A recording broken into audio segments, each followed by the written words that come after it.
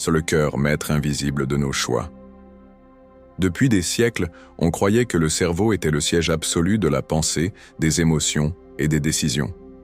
Mais le Coran, il y a plus de 14 siècles, a dit autre chose. En vérité, ce ne sont pas les yeux qui s'aveuglent, mais ce sont les cœurs dans les poitrines qui s'aveuglent. Coran, sourate 22, verset 46. Le texte sacré ne parle pas seulement de sentiments. Il affirme que le cœur est directement impliqué dans la perception, dans la compréhension, dans l'action. Et voilà que la science moderne, à reculons, commence à rattraper cette idée. Le cœur n'est pas qu'une pompe. Il possède plus de 40 000 neurones spécialisés, qu'on appelle le cerveau du cœur. Il envoie bien plus de signaux vers le cerveau que l'inverse. Autrement dit, ton cerveau reçoit ses ordres et son rythme du cœur.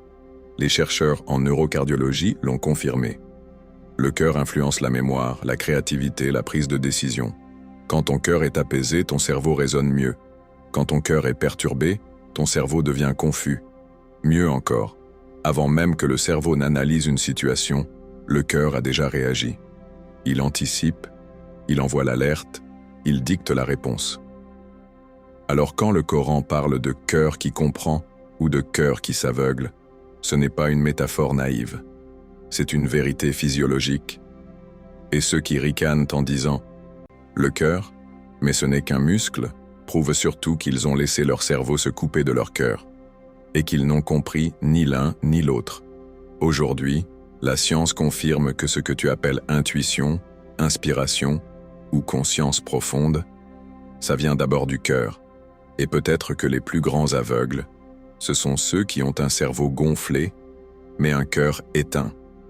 Le jour où ni les biens ni les enfants ne seront d'aucune utilité, sauf celui qui vient à Allah avec un cœur pur. Coran, Ash-Shu'ara 26, 4-28-8. Malheur donc à ceux dont les cœurs s'endurcissent à l'évocation d'Allah. Ceux-là sont dans un égarement manifeste. Coran, Az-Zumar 39, 22. Ceux qui croient et dont les cœurs se tranquillisent à l'évocation d'Allah.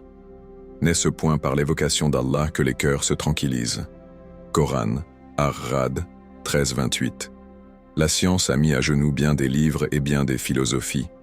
Mais face au Coran, c'est la science qui se retrouve impuissante, qui pose le genou à terre. Encore une fois, c'est le Coran qui tient debout, invincible face à toute démonstration. Majid.